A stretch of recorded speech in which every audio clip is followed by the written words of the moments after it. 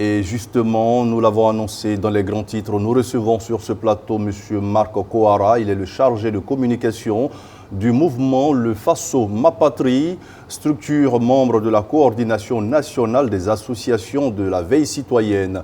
M. Kouara, bonsoir et merci d'avoir répondu présent à notre invitation. Bonsoir chers amis, bonsoir chers téléspectateurs de la LCA. Merci. Et bonsoir au peuple résilient du Burkina Faso. Merci infiniment. Tout à l'heure, nous avons suivi ces deux éléments qui nous ont décrit, voilà, on va dire, la mobilisation, voilà, à la place de la révolution à Ouagadougou. Alors déjà, est-ce que vous êtes satisfait de cette mobilisation-là? Merci, plus que satisfait, parce que pour nous, c'était une occasion, une fois de plus, de sortir et soutenir nos autorités. Ce n'est plus soutenir les autorités du Burkina Faso seulement, mais soutenir l'AES. Vous êtes sans savoir qu'il y a eu une année de cela, que nos trois États ont décidé de quitter la CEDEAO et il fallait qu'on marque d'une pierre ce premier anniversaire tout en apportant notre soutien indéfectible à nos autorités.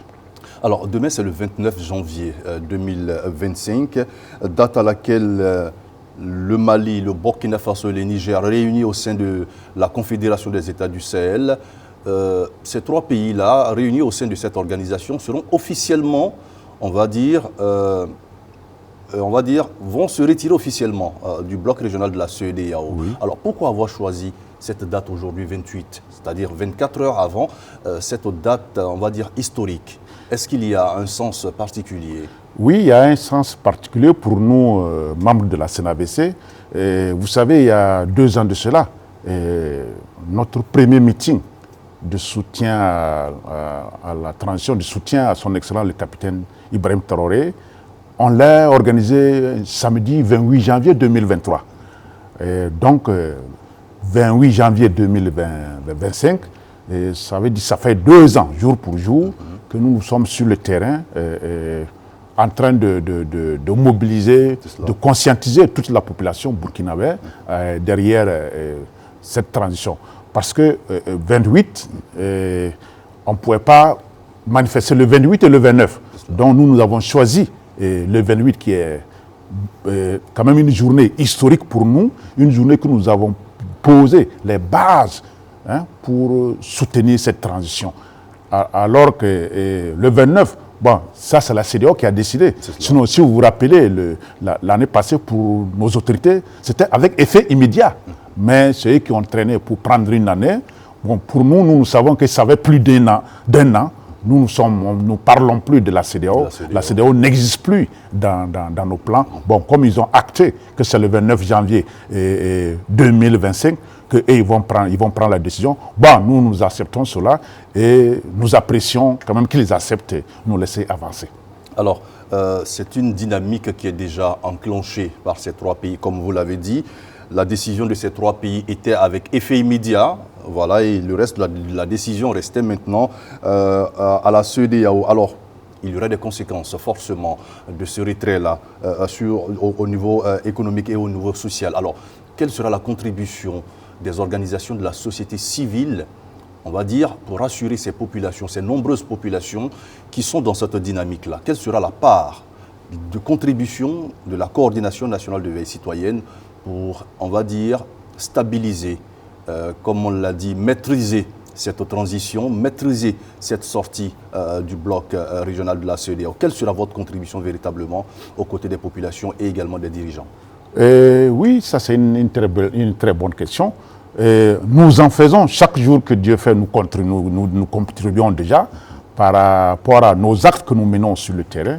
Si vous regardez d'abord, Ouagadougou est quadrillé par nos éléments de la veille citoyenne et que chaque nuit qui veille pour non seulement sécuriser nos populations.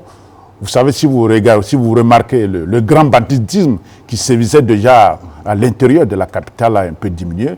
C'est vrai, nos FDS font déjà un travail impeccable, mais aussi avec le concours des associations de la veille citoyenne. Maintenant, la contribution, comme vous le dites proprement dit, de la société civile est de conscientiser toujours la population, de leur faire comprendre ce qu'on gagnerait hein, en soutenant la décision de nos dirigeants à quitter la CEDEAO. Vous savez, à un moment donné, la CEDEAO n'était plus un CEDEAO des peuples, c'est devenu, entre guillemets, je dirais, un syndicat des chefs d'État de la CEDEAO.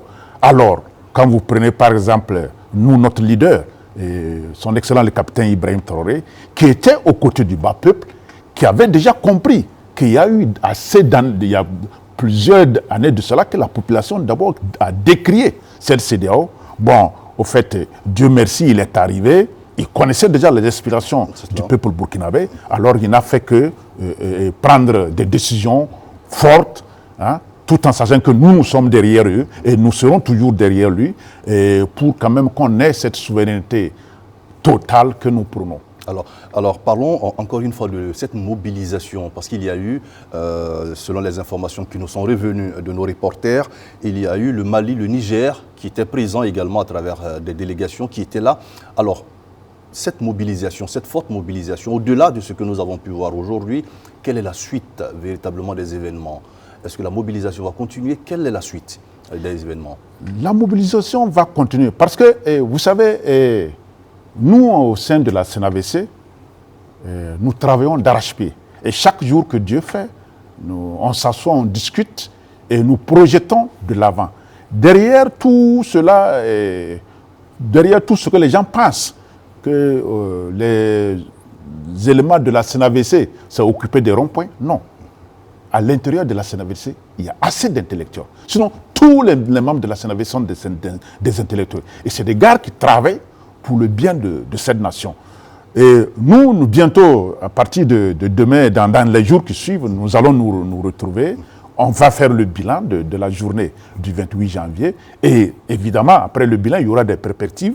Et nous allons d'abord poser des bases solides pour que nous, d'abord, sans quand même vous dévoiler un peu ce que nous prévoyons, nous souhaitons, aujourd'hui, c'est le premier anniversaire, ça c'est un meeting.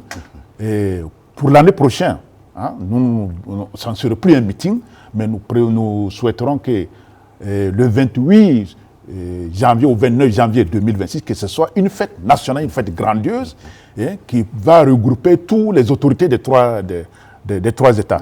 Vous savez, aujourd'hui, le meeting d'aujourd'hui, il y a eu les représentants des deux pays frères, pays frères, le Mali et le Niger. Même chez eux aussi, il y a eu aussi ces genres de manifestations. Il y a eu aussi des représentants de Burkinabé là-bas. Donc, nous travaillons de symbiose, de synergie ensemble, comme ce que nos autorités le font. Vous savez, le gouvernement burkinabé ne fait rien sans souffler à l'oreille les autorités maliennes et nigériennes. Alors, pensez-vous que cette décision-là de se retirer du bloc de la CEDEAO pourra améliorer la souveraineté ou au contraire isoler davantage ces trois pays-là en termes de relations? Oui, votre question, frère, si c'était pour nous isoler, les autres pays n'allaient pas taper à la porte de l'AES. C'est-à-dire, ces gars, ils ont compris ça un peu tard. Sinon, je vous fais comprendre qu'aujourd'hui, c'est parce qu'ils ne veulent pas se prononcer, la quasi-totalité des États de la CEDEAO savent qu'ils n'auront leur salut que à travers l'AES. Et je vous assure que, comme je l'ai toujours, l'année 2025 est une année décisive pour les autres États, hein, d'écouter les aspirations de leur peuple. Et tout dernièrement, si vous avez suivi l'interview du ministre des Affaires étrangères togolais, il a bien dit, et ce qu'il a dit, ce qu'il ressent, il a bien dit, poser la question à la population togolaise, il n'a pas dit aux autorités togolaises. Il a dit à la population togolaise, posez-leur la question à savoir s'ils veulent adhérer à l'AES. La réponse à l'immédiat, oui. Donc, ça veut dire ce que ça veut dire. Et nous encourageons, c'est une occasion pour moi ici, d'appeler nos autres frères africains, les autres États africains, qui n'ont pas toujours compris pourquoi nos trois leaders ont décidé de quitter la CEDEAO. Parce qu'en réalité, entre guillemets, la CEDEAO était devenue une prison pour nous, une prison qui nous empêchait même de se développer.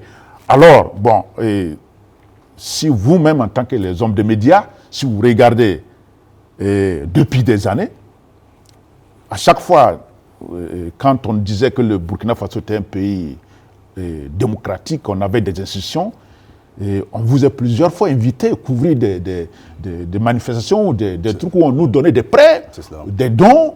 Bon, il y a 24 mois de cela, IB n'a jamais eu de dons, mais le Burkina est toujours debout. Bon, ça vous dit quoi qu'en réalité, on n'était pas aidés, on nous pillait. Et aujourd'hui, les ressources, ça reste avec nous.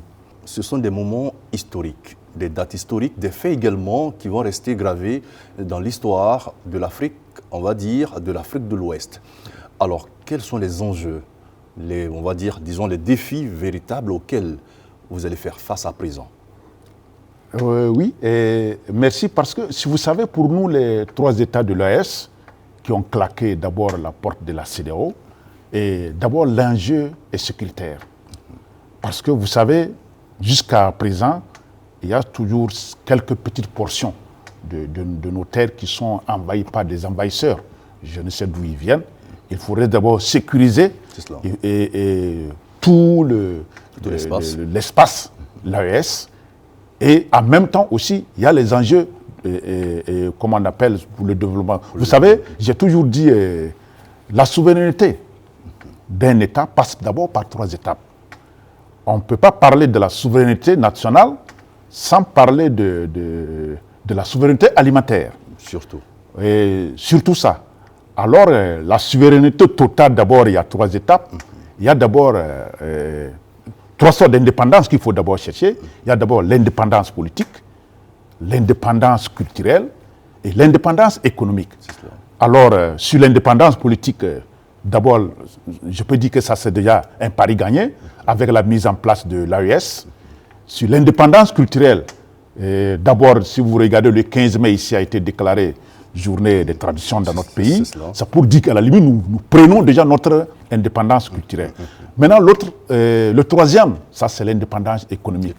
Et je sais qu'après le retrait des 3 États de la CEDEAO et la mise en place de l'AES, vous êtes sans savoir que qui dit CEDEAO parle de l'UEMOA. Donc jusqu'à présent, nous ne pouvons que le franc CFA, qui n'est pas le franc de l'AES.